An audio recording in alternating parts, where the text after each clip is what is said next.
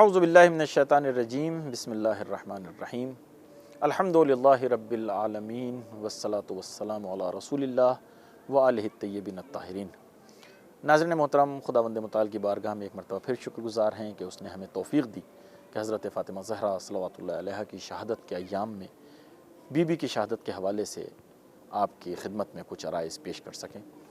اس مناسبت سے میں آپ تمام ناظرین کی خدمت میں، دنیا کے تمام مسلمانوں کی خدمت میں، علماء کرام، مراجع اعظام، خصوصاً جو اس غم کے حقیقی وارث ہیں حضرت امام زمانہ عجل اللہ تعالیٰ فرجہ الشریف کی خدمت میں تعزیت اور تسلیت پیش کرتا ہوں۔ ناظرین، بی بی کے حوالے سے ہماری گفتگو چل رہی ہے اور میں نے جو آپ کی خدمت میں بیان کیا تھا وہ امام زمانہ عجل اللہ تعالیٰ فرجہ الشریف کے اس جملے کے تحت ہماری گفتگو تھی کہ فبنت رسول اللہ لی اسوۃ حسنہ۔ امام فرماتے ہیں کہ رسول کی لخت جگر، دختر رسول میرے لیے بہترین نمونہ عمل ہے۔ ناظرین، آپ کے سامنے میں نے عرائض پیش کی کہ نمونہ عمل جو ہے بی بی کس طریقے سے ہیں۔ خود امام زمانہ کے لیے جب یہ بی بی، یہ خاتون نمونہ عمل ہیں تو پھر ان کا مقام اور ان کا مرتبہ کیا ہوگا۔ لیکن آج میں اس گفتگو میں آپ کے سامنے ایک سوال کا جواب دینا چاہتا ہوں۔ اس مرتبہ خاص طور پر یہ دیکھنے میں آیا اور لوگوں کے ذہن میں یہ سوال پیدا ہوتا ہے کہ صاحب، یہ ایام فاطمیہ جو آپ نے سنا ہوگا نام، یہ کیا ہے؟ اور آخر کوئی وہ ہوتا ہے مثلاً 20 دن 13 جمادی الاول سے لے کر اور 3 جمادی الثانی تک یہ بی بی کی غم کے، شہادت کے غم کے ایام منائے جاتے ہیں، یہ کیا ہے؟ یہ ایک نئی سنت جو ہے شروع کی جا رہی ہے، پہلے سے تو تاریخ میں ایسا نہیں تھا۔ تو دیکھیے، اس میں کوئی شک نہیں ہے کہ یہ واقعاً ایک نئی چیز ہے اور نئی سنت ہے اور سنت حسنہ ہے، لیکن ہمیں اس کے بیک گراؤنڈ کو سمجھنا پڑے گا کہ اس کا سبب، یعنی یہ کیوں ہوا کہ یہ 20 دن کا جو سلسلہ رہا ہے۔ لوگ اعتراض کرتے ہیں کہ لیجئے صاحب، کوئی اور کام ہی نہیں رہا ہے، ابھی تو یہ جو ہے مثلاً 2.25 مہینے ہم غم منا کے نمٹے ہیں۔ خود اپنے بھی اس طرح کی باتیں کرتے ہیں، ابھی 2.25 مہینے غم منا کے نمٹے ہیں۔ امام حسین علیہ السلام کا غم 8 ربیع الاول تک 2.25 مہینے جو ہمارے یہاں بر صغیر میں منایا جاتا ہے، اس کے بعد بھی مناسبتوں کا سلسلہ رہتا ہے، اور پھر یہ ایام فاطمیہ میں 20 دن کا جو ہے غم، اور اس کے بعد اسی طرح سلسلہ۔ کیا زندگی میں کوئی اور ہماری کام نہیں ہے؟ تو عزیزو، ہم یہ کہتے ہیں کہ یہ اس طرح کے کہنے والے افراد وہ ہیں کہ جن کی زندگی ہے، زندگی میں بہت سے کام ہیں اور ان کی زندگی میں ایک کام عزاداری بھی ہے، لیکن ہم ان سے یہ کہتے ہیں کہ جناب، ہماری تو زندگی ہی عزاداری ہے، اس لیے کہ ہم سے جو کہا گیا ہے کلو یومن عاشورا اور کلو ارض کربلا، وہ یہی ہے۔ لیکن یہ تو خیر اپنی جگہ۔ میں عرض یہ کرنا چاہتا ہوں کہ دیکھیے، ابھی ایسا ہوا کچھ یعنی عرصہ پہلے حضرت آیت اللہ العظمیٰ فاضل لنکرانی کے زمانے میں ایک فتنہ شروع ہوا۔ کچھ لوگوں نے، دیکھیے اس کا بھی ایک مقدمہ میں بیان کروں۔ آج مشکل کیا ہوتی ہے پوری دنیا میں، اگر آپ دیکھ لیں، خاص طور پر ہمارے بر صغیر میں تو یہ بہت ہوتا ہے۔ پوری دنیا میں آپ دیکھیے کہ دین کو، اسلام کو انسانوں نے تختہ مشق بنا کر رکھ دیا ہے۔ ہر انسان، ہر کس و ناکس جو ہے وہ دین کے ذریعے سے اپنا وہ دکھانا چاہتا ہے، دین کے بارے میں اپنا اظہار نظر کرتا ہے، اپنی رائے دیتا ہے دین کے بارے میں۔ جس کا کہیں زور نہیں چلتا وہ دین کے اوپر زور چلاتا ہے۔ جس کے بچے اس کی باتوں کو نہیں مانتے، جس کے گھر والے اس کی باتیں نہیں سنتے، وہ بھی آنے کے بعد دین میں دخالت کرتا ہے۔ یہ ہوتا ہے نہیں ہوتا؟ دین کے بارے میں ہر انسان جو نظر دیتا ہے، کتنی عجیب سی بات ہے۔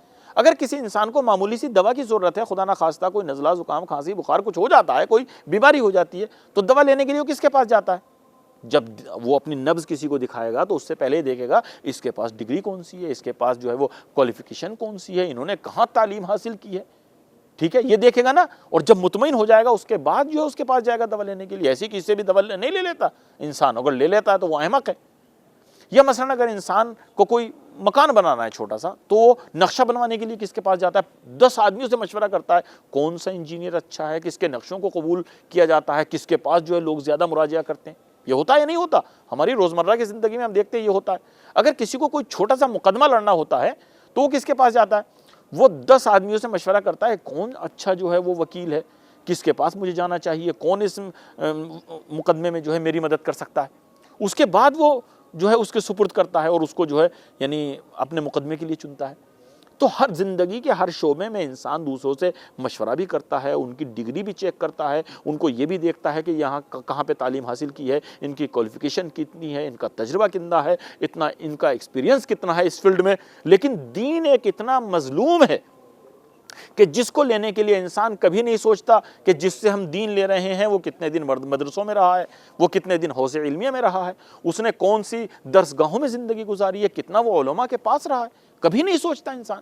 جس سے بھی دین ملتا ہے وہ لے لیتا ہے۔ بڑی عجیب بات ہے، جب آپ دوا لینے کے لیے کسی مولوی صاحب کے پاس نہیں جا سکتے، نقشہ بنوانے کے لیے مولوی صاحب کے پاس نہیں جا سکتے، اگر آپ مقدمے کے لیے کسی مولوی صاحب کے پاس نہیں جا سکتے، تو جو ان کی فیلڈ ہے، جو علماء کرام کی فیلڈ ہے، اس میں آپ دوسرے لوگوں کو کیوں جو ہے وہ دخالت کا حق دیتے ہیں؟ اور ہماری قوم میں کوئی ایسا نہیں ہوتا جو ان لوگوں سے جانے کے بعد پوچھے جو اس طرح کی باتیں کرتے ہیں کہ بھائی آپ ہوتے کون ہیں اس طرح کی بات کرنے والے؟ علماء کے معاملات میں آپ دخالت کیوں کرتے ہیں؟ علماء وہ ہیں جو اپنی پوری زندگی کو وقف کر دیتے ہیں دین کی خدمت کے لیے، پہلے علم حاصل کرتے ہیں اور پھر دین کی تبلیغ کرتے ہیں۔ ان کے اوپر کتنے سخت مراحل گزرتے ہیں، ان کی زندگی کس طرح گزرتی ہے آپ نہیں جانتے، لیکن علم دین کی خاطر وہ سب کچھ برداشت کرتے ہیں، لیکن ان کی کوئی نہیں سنتا، ان کے علاوہ سب۔ اور ہمارے یہاں بر صغیر کی تو ستم ظریفی یہ ہے کہ انسان جب بالکل فری ہوتا ہے، جب اس کے پاس کوئی کام نہیں ہوتا ہے، تو اب وہ چلتا ہے اپنا سارا زور جو ہے وہ دین کے اوپر آزماتا ہے۔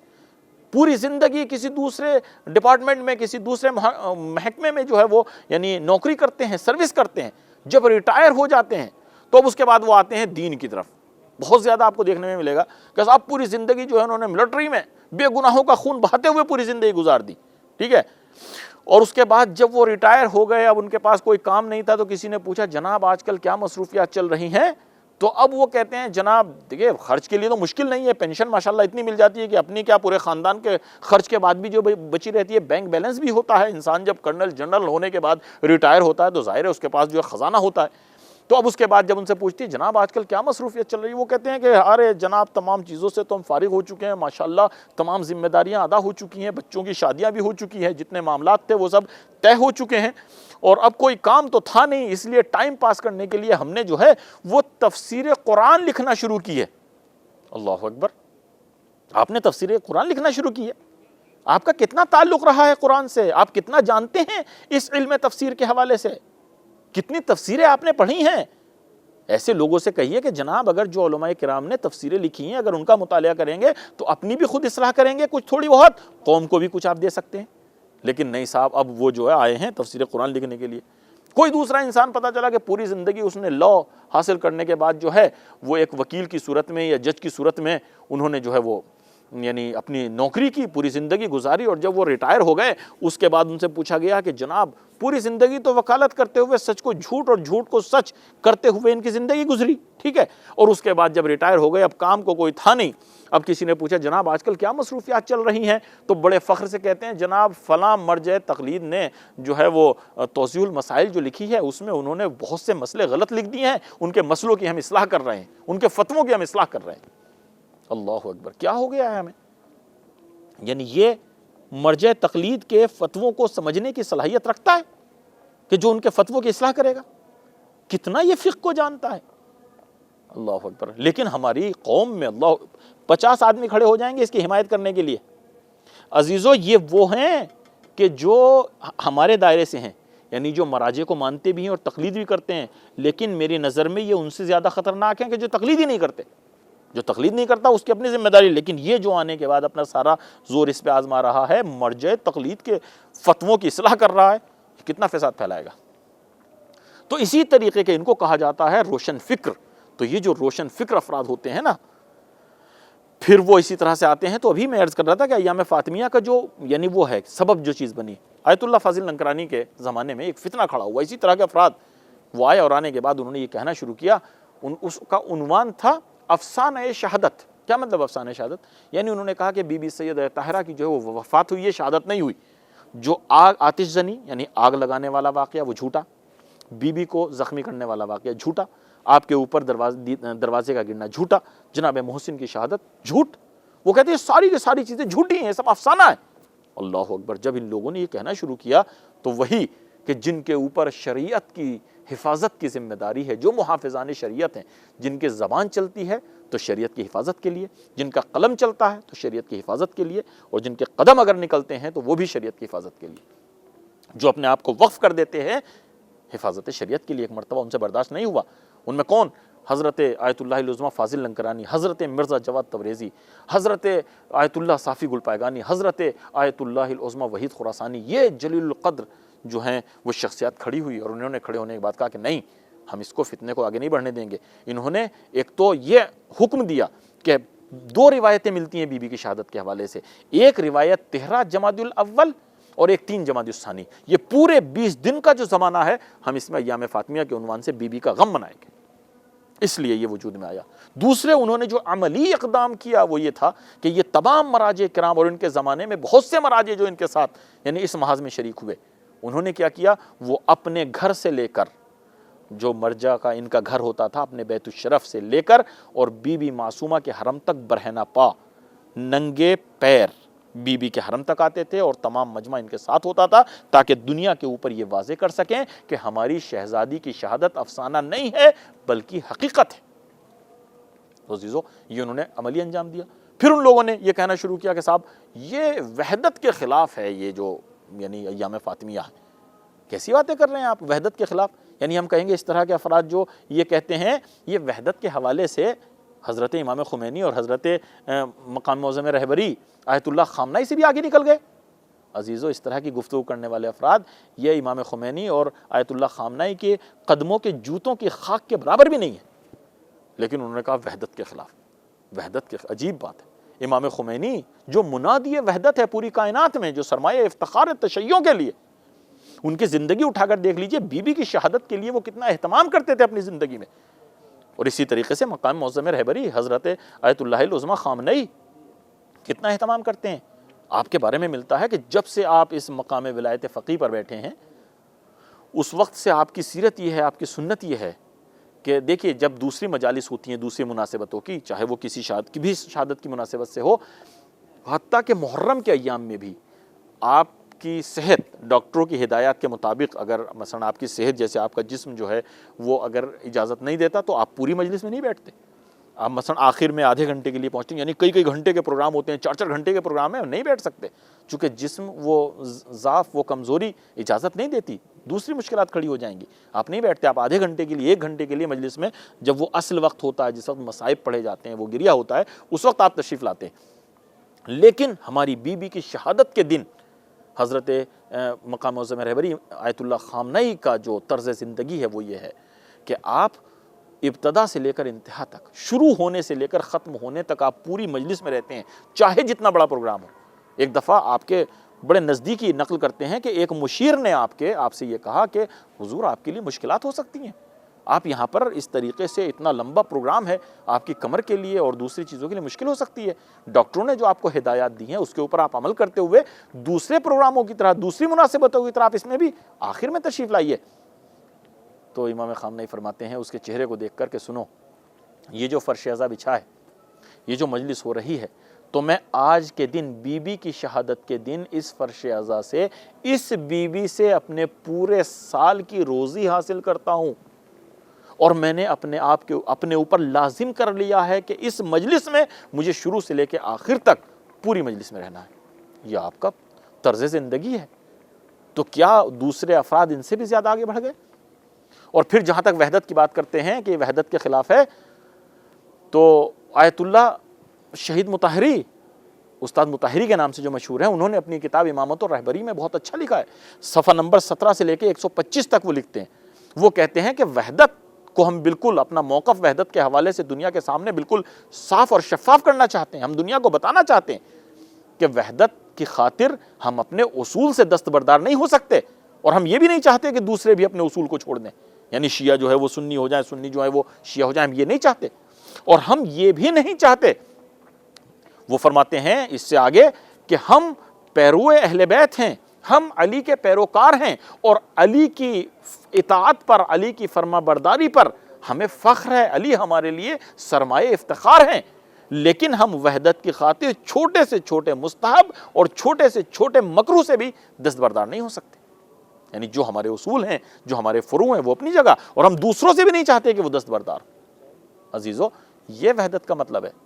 وحدت کا مطلب یہ ہے کہ آپس میں اس طرح کی دل آزاری نہ ہو، دوسروں کے مقدسات کی اہانت نہ ہو، لیکن یہ مطلب نہیں ہے کہ اپنا سب کچھ چھوڑ دیا جائے۔ عزیزو یہ لوگ کہتے ہیں کہ مثلا یہ ایام فاطمیہ جو ہے اس کے خلاف ہے۔ عزیزو اگر ایسی کوئی گفتگو کرتا ہے سمجھ لیجئے کہ یہ یا تو نافہم ہے یا دشمن کے اعلی کار ہیں۔